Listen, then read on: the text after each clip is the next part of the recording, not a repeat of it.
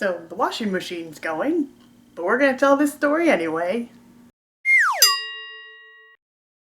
Hello.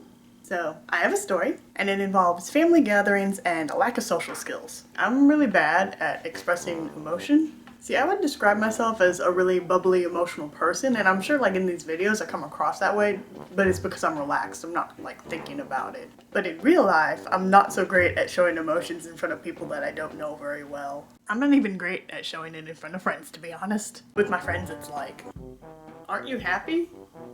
I am happy. Aren't you sad? I am sad. Aren't you scared? I am terrified. And I'm not saying all this to be like, ooh, I'm so mysterious, so cool, much enigma, wow. I mean, I know that I seem cold and unfriendly in real life, and it's a problem. If you ever met me in real life, probably the first conversation that we have, I'm not gonna move my face much and I'm probably not gonna change my tone very much. I just get really shy and I try to cover it up by acting bored. So first time conversations with me are always like, hey, it's Beth, right? You having a good time? It's a good song, huh? Wow, your enthusiasm is overwhelming. Yeah. And it's not just when I'm uncomfortable about things either. Even if I'm like legitimately ecstatic about something, it's just this quiet, vacant, monotonous excitement.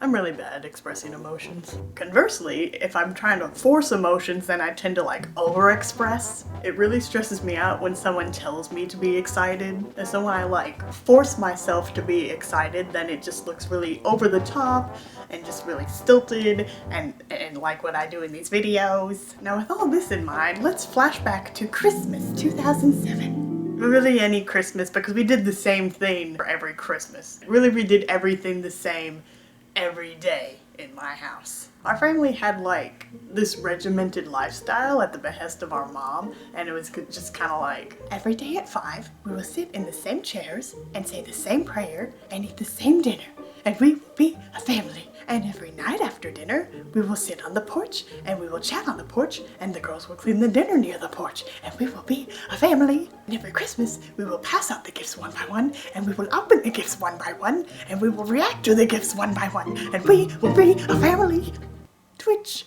Now, on Christmas Day in 2007, my oldest sister, the nurse, who had been moved out for several years prior to this story, had come home to visit with her boyfriend. And I guess having grown up with us, my sister didn't think that our present powwows were really weird or overly formal, so she didn't warn her boyfriend. So after eating the same Christmas ham in our designated seats, actually pause for a second, I just want to talk about this ham. We ate the same ham every year for Christmas during our Christmas meal because my uncle always sent it to us. The place where my uncle worked sent him a free ham every year, and being only one guy, of course he wasn't gonna finish it all, obviously, because not even our family of 5 could finish it, or desired to. I hate that ham. I always hated that ham. So back to the story. After eating the Christmas ham in our designated seats, we all went to the living room and sat in like this summoning circle, and it looked like we were just trying to summon Saint Nick from the grave in the middle of our living room. So we sit, we pass out the gifts, and in a painstakingly slow and formal process, we all individually unwrap our presents as all of the other family members watch and judge us for a proper reaction of gratitude.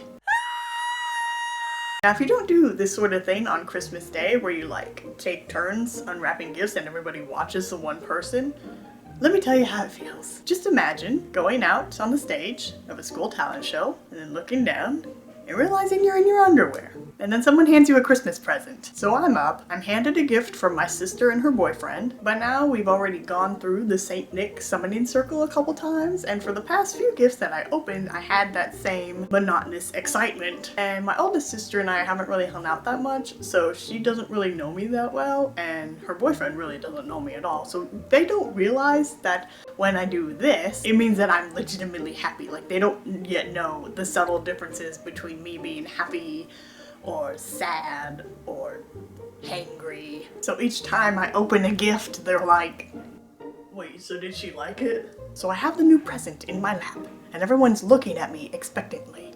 I know I gotta deliver. I gotta deliver something better than... So I'm having this inner monologue like, okay Beth, you love your family, you love the gifts, you gotta show it, you gotta sell it, you gotta smile more. So the wrapping paper comes off, the cardboard beneath is opened, and I brandish the coolest little gift that I don't remember what it was at all. And I recall every comic routine in my head so that I can will my mouth to push my cheekbones up as much as they possibly can. And I had a very large grin indeed, but I forgot one thing about expressing emotion, and that is the bottom half of your face is much easier to control than the top half.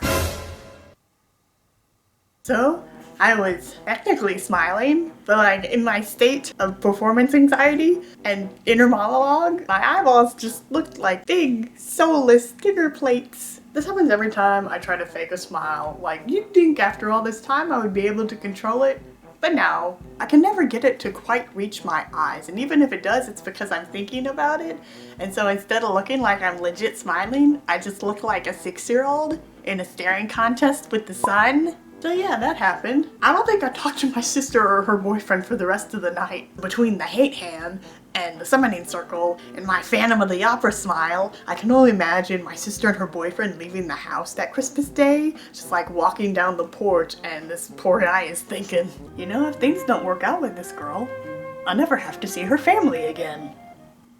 Anyway, they're married now. So yeah. I hope you guys enjoyed the video. Yet another snippet of my life that would explain, if you ever met me, why I'm a terrible conversation partner. Anyway, thank you for watching, and I will see you. Much love.